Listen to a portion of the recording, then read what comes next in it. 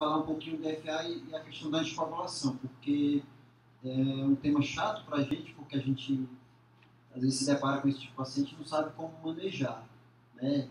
Os tempos, esses novos anticoagulantes orais e como é que a gente maneja esse paciente. Então, eu aproveitar até que saiu umas coisas, umas atualizações mais do que coisas novas, aí eu resolvi fazer uma aula falando dessa anticoagulação pega-pega do FA, já que a gente dissecou tão bem aí os cuidados relativos a diagnóstico e manejo terapêutico do paciente com FA. Bom, isso é só um trabalho para a gente valorizar a aula, que ele fala do que o Lucas estava falando em relação ao prognóstico alterado dos pacientes que têm FA. Esse autor ele encontrou que em cirurgias de urgências a morbidade, a mortalidade em 30 dias aumentou em pacientes com FA, em cirurgia de urgência. Em cirurgias eletivas, ele não teve esse achado. E esse prognóstico ele não era diferente para pacientes usuários de vitamina K ou pelos novos anticoagulantes orais. Certo? Bom, e aí essa revisãozinha aí do Current Opinion, falando que a arritmia é mais comum, que é associada ao envelhecimento, e os desafios são a hemodinâmica, o risco de tromboembolismo e o manejo da anticoagulação. Né? Aqui são os 3 tipos de FA, paroxista, persistente e permanente, né? E a gente começou. Bom, e os fatores de risco? Idade, hipertensão, sexo masculino, hipertireoidismo, cardiopatia, obesidade, apneia do sono, DPOC, abuso de álcool, insuficiência renal crônica e genética. Né? Essa paciente aqui tinha provavelmente uma DPOC, a idade, a insuficiência renal crônica, e a gente não sabia se tinha alguma cardiopatia. Né?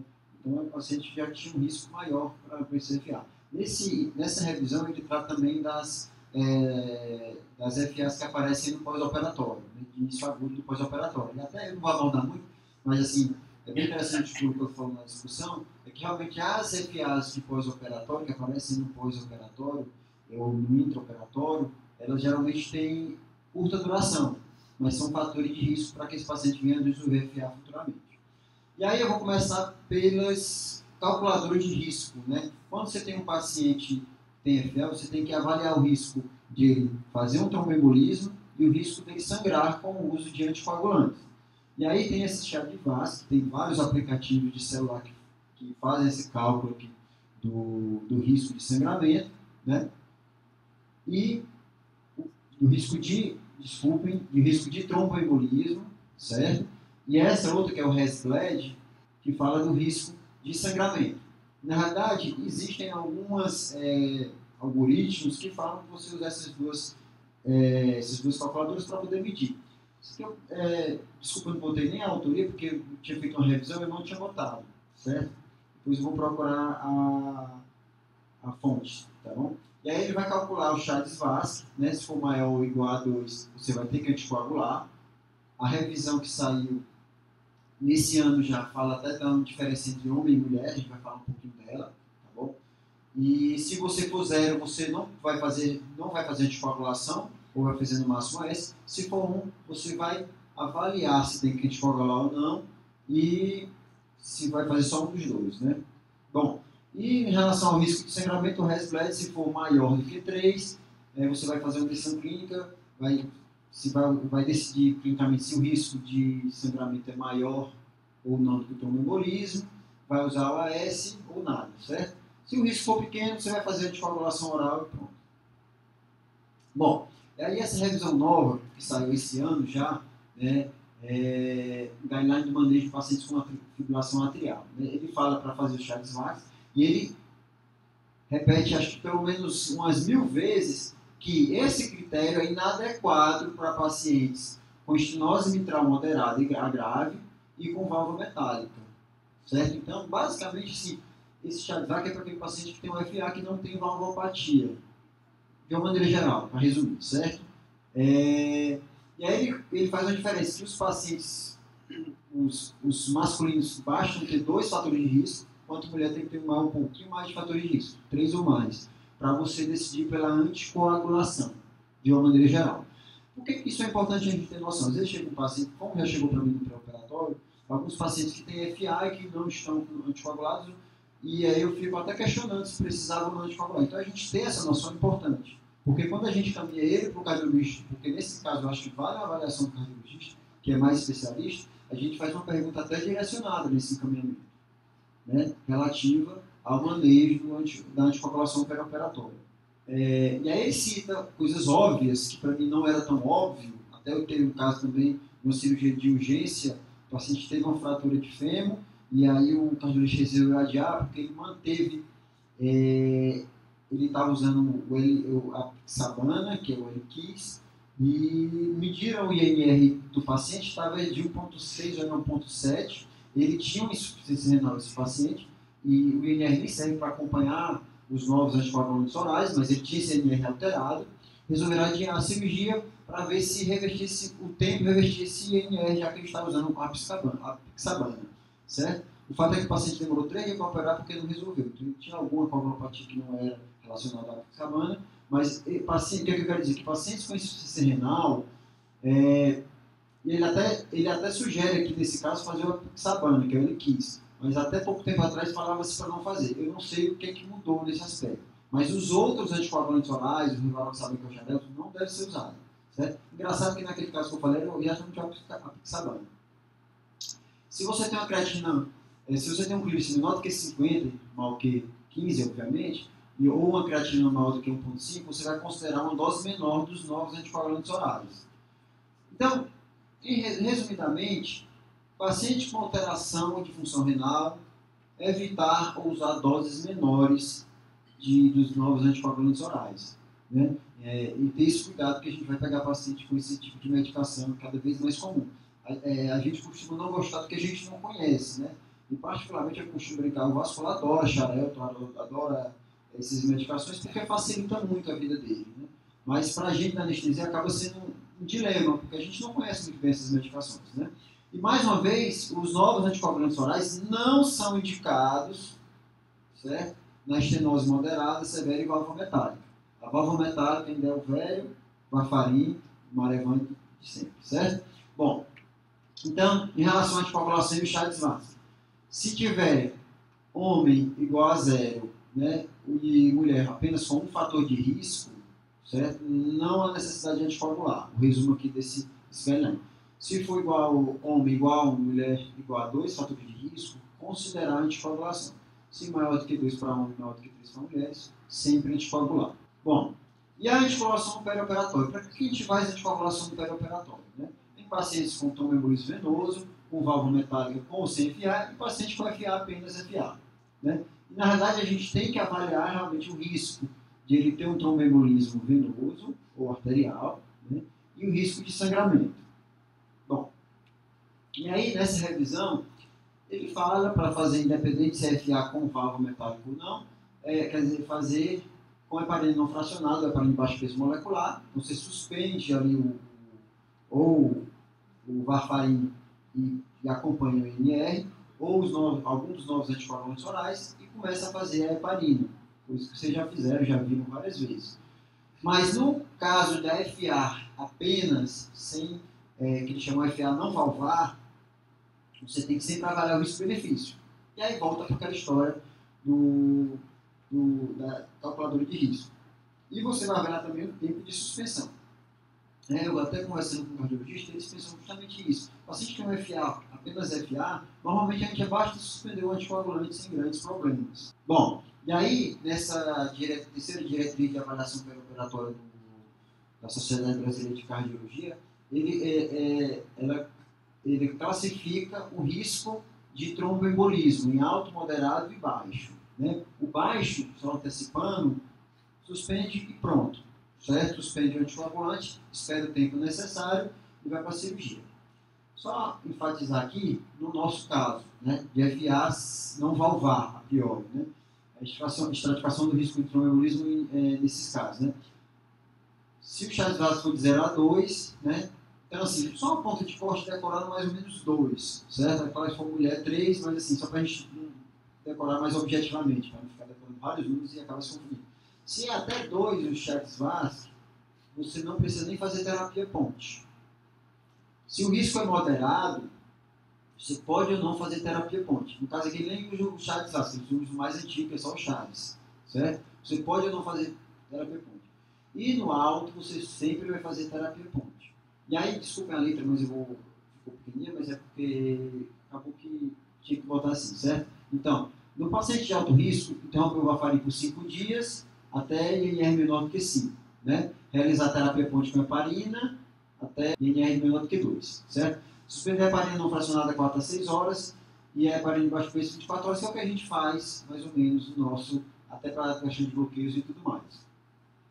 Em pacientes submetidos a cirurgia de alto risco, reiniciar a heparina 48 a 72 horas. E em pacientes de baixo, pós-operatório normal, de baixo risco, que não seja de alto risco, você vai voltar pelo menos 24 horas após o procedimento. Vocês vão ver que esses valores 24 e 48 a 72 horas se repetem também nos novos coagulantes orais, tá bom?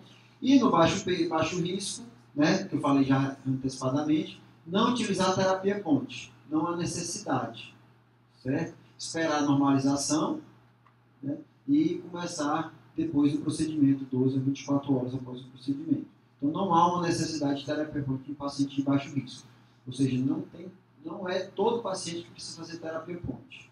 Bom, e aí ele até classifica, eu achei meio difícil isso, o risco de sangramento cirúrgico. Eu não vou ficar parando para ler tudo isso, mas só chamar a atenção. Se você tem uma cirurgia com mau risco cirúrgico, até o pós-operatório você tem que demorar um pouquinho mais para repor a heparina, e considerar isso naquela calculadora de risco. Ele não fala objetivamente como eu considero isso numa calculadora de risco, mas ele bota essas várias cirurgias que a gente sabe muito bem, uma cirurgia que tem maior ou menor risco de sangramento. Bom, e aí naquele ponto de opinião ele lança esse algoritmo, que foi justamente o motivo da gente ter discutido, né, a questão de adiar ou não. O paciente pode ser submeter a cirurgia com segurança usando o varfarine, né? Se sim, caso de cirurgia de catarata, principalmente ou cirurgias de pele superficiais, às vezes você consegue fazer a hemostasia apesar do varfarine. Aí você vai proceder só a excluir o INR excessivamente aumentado. Se o paciente está tomando varfarine, no controle está de 7, aí você também vai botar o paciente em sala. A cirurgia de emergência, sim, vitamina K, você pode esperar 12 horas, né? Temporalmente você pode esperar 12 horas, você vai começar a vitamina K, oral IV, e se não, complexo protombílico. No Brasil, não sei se eu botei mais na frente, devido à não disponibilidade, às vezes, do complexo protombílico em alguns lugares, eles falam que também pode ser usado o plasma fresco congelado na dose de 15 ml por quilo, mas ele é bem categórico em falar que o de escolha é o complexo protrombínico, certo? Na dose de 25 a gente vai ver mais para frente uma tabelinha de qual é a dose adequada para cada nível de INR.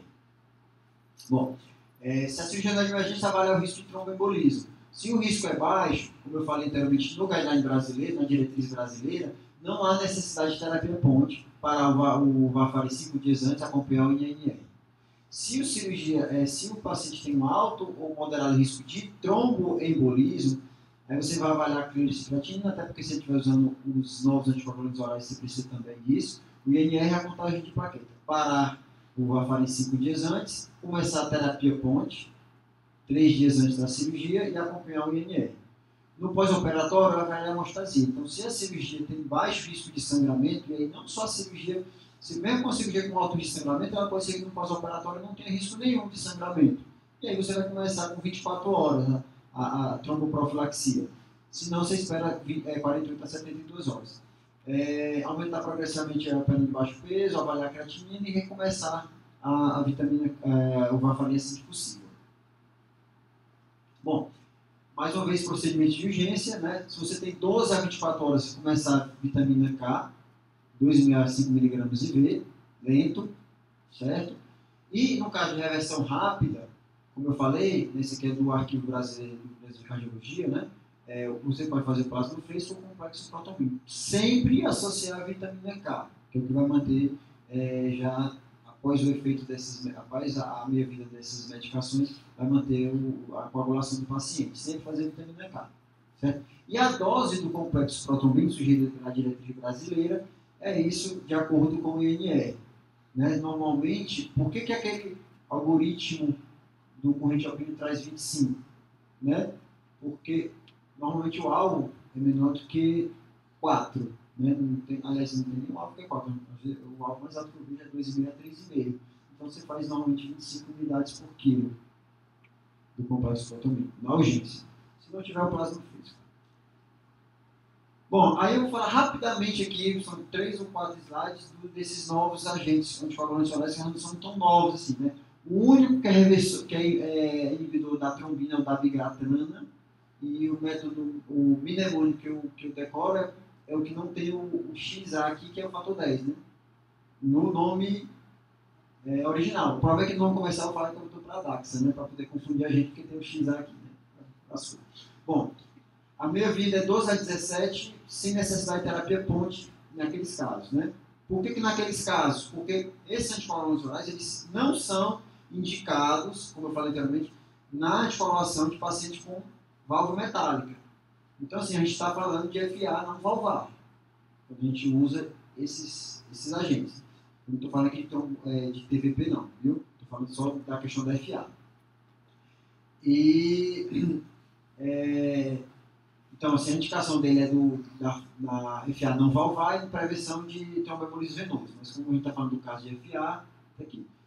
E aí já tem agentes, até um anticorpo aí, que é para reverter, mas diz que é não sei quantos mil reais, certo? Então, não tem. Vamos reverter na prática. O Xarelto, né, aqui Rivaroxabana, que mudou do fato 10, vejam que as meia-vidas sempre estão ali girando entre 5 e 15, certo? E eu não entendo porque que às vezes os guidelines da gente para bloqueios após novos anticoagulantes orais variam tanto, né? Mas a meia-vida deles, para pacientes que não são renais crônicos, o clearance renal de cada um deles varia. Né? Mas, assim, de uma maneira geral, a meia-vida dele, a gente fala de uma maneira geral, o paciente que não é renal crônico, né? Gira em torno disso. Aí fala também que tem um agente que reverte aqui, né? O Eliquis, que eu falei, que ainda pode ser usado naquela condição de insuficiência renal, mas eu acho que, depois da experiência que eu tive, eu prefiro não fazer mais uma vez de 8 a 15, vejam que repete mais uma vez. Isso aqui está tudo na diretriz brasileira, certo? E aí, o que é que você estava falando? Você estava falando, considero, quanto é que eu considero? Nessa diretriz, ele fala, paciente de baixo risco de sangramento, suspender 24 horas antes. Alto risco de sangramento, 48. Quando a gente fala de risco de sangramento nos nossos bloqueios, a gente fala de risco de bloqueios que não são compressíveis. Eu posso fazer um paciente, um bloqueio femoral ou poplita num paciente que está com INR alterado, de 3 ou que está usando heparina? Não posso. É compressível, não tem problema nenhum. Agora, eu vou fazer um bloqueio pedural, um bloqueio do plexo lombar, talvez até um quadrado lombar que é mais profundo, que eu não sei se é compressível, dependendo do paciente, eu tento evitar. Então, o que conta muito na prática é a região ser compressível ou não no caso de um hematoma, certo? Então, se você considerar que um autoestimamento é suspenso 48 horas antes, é 48 horas, de uma maneira geral. Na minha prática diária, eu suspendo 48 horas antes. Isso que eu estava dando resposta, eu faço isso na minha prática, mas assim, eu fazia pagando uma média, porque o Xarelto já fala de 36 horas, né? Então, assim, eu boto 48 horas e a gente resolve de uma maneira geral, até porque a ordem do paciente, a diretriz do paciente tem que ser muito objetiva. Né? Você vai falar 36 horas, você fala para 2 dias antes. Acabou. Pacientes com clínica de creatina alterada, suspender 48 horas antes mesmo em cirurgia de baixo sangramento. No pós-operatório, está acabando, quando eu for retirar o cateter peridural, você vai reiniciar 6 horas após esses novos anticoagulantes orais. 6 horas após é tranquilo. O problema é que na diretriz brasileira, ele só fala da dose anterior à retirada, que para mim é mais importante, né, do Xarelto, ele não fala dos outros. Então, se você tiver um paciente do Xarelto, você faz a dose, 18 horas depois, você tira o seu catéter, e 6 horas depois, você faz a outra dose do Xarelto. Geralmente ele usa uma vez ao dia, né, que dá as 24 horas. Certo? Então dá para você coordenar isso direitinho. Baixo risco de sangramento você usa 24 horas depois, e com alto risco de sangramento você pode começar já 48 horas depois. Tá bom? Isso está na diretriz. Bom, tem 2 slides que saem um pouquinho do tempo, mas vou aproveitar que saiu isso aqui, você pode ter uma noção, certo? Prevenção de tromboembolismo, só do tema assim, no contexto da cirurgia em si, mas no contexto, até que se a gente decidisse reverter o paciente, a gente teria que saber disso, certo? Prevenção trombolise, FA maior do que 48 horas ou desconhecido. Anticoagular por 3 semanas, antes de cardioverter, né? Cardioversão por instabilidade não tem que explicar, mas eu tenho que anticoagular quanto antes, né? Então, assim, até a cardioversão do intraoperatório é complicado, porque você tem que anticoagular. Então, acabou a cirurgia, você já tem que falar com quem vai receber o paciente na UTI para anticoagular ali aquelas 6 horas depois, pelo menos. 6 a 8 horas. O eco transesofágico é o ideal para você ver trombos atriais. E anticoagular por 4 semanas. Mesmo que seja um FA pós-operatória, que normalmente tem um curso rápido e autolimitado, né? O ideal é que eu faça essa anticoagulação por 4 semanas, porque ele fala que após a cardioversão ou a reversão do ritmo, principalmente a cardioversão no caso, o quadro fica um pouco atordoado, ele fala na cardioversão, e ele fala que mesmo antiarrítmicos, quando se usa drogas, o ideal é que passe por essa anticoagulação por 4 semanas, certo? Em pacientes que tenham um FA menor que 48 horas, você vai voltar para aquela calculadora de risco. Se o paciente tem um Chades-Vasque aumentado, anticoagular assim que possível e a longo prazo. Ele até fala isso.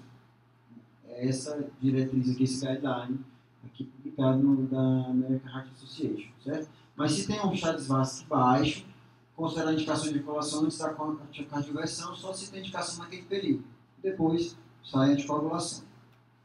E aí, por último, esse slide, que é um paciente que a gente fica em dúvida, e esse paciente pode chegar até a gente, tenho certeza que isso não vai ser uma coisa muito rara, é o paciente que tem FA e síndrome coronariana aguda, né? E aí, eu faço a dupla antiagregação plaquetária e o anticoagulante oral, como é que fica, né? Bom, mais uma vez ele fala que se o Chades-Vasque aumentado anticoagular, excesso tem um risco muito aumentado de sangramento, né? E na estabilidade, sempre cardioverter. Usar fármacos para diminuir a frequência cardíaca, né? Ele fala como de escolha o beta-bloqueador, mas cuidado com as considerações em relação ao beta-bloqueador, de broncoespasmo, estabilidade e insuficiência cardíaca. Você vai começar uma dose alta de beta-bloqueador no paciente com insuficiência cardíaca. Fazer a meadorona em caso de estabilidade e começar a terapia tripla, ou seja, com dupla antiagregação plaquetária e o anticoagulante oral. Nesse caso, você vai usar o clopidogrel no prazo grave, fazer uma transição de terapia para terapia dupla em 4 a 6 semanas. Ou seja, 4 a 6 semanas após, você vai tirar o AS e passar para o anticoagulante oral, né? Lembrar que o varfarine você tem que sempre ajustar a dose. E no caso de uso do xarelto, rivaroxabano, da bigratana, você vai usar essas doses, né? De 15 mg por dia, que é uma dose menor, e 150 mg 2 vezes ao dia, no caso da bigratana.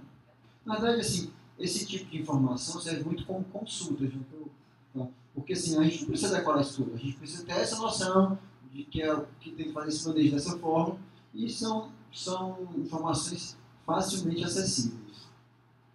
Era isso. Beleza, pessoal, obrigado.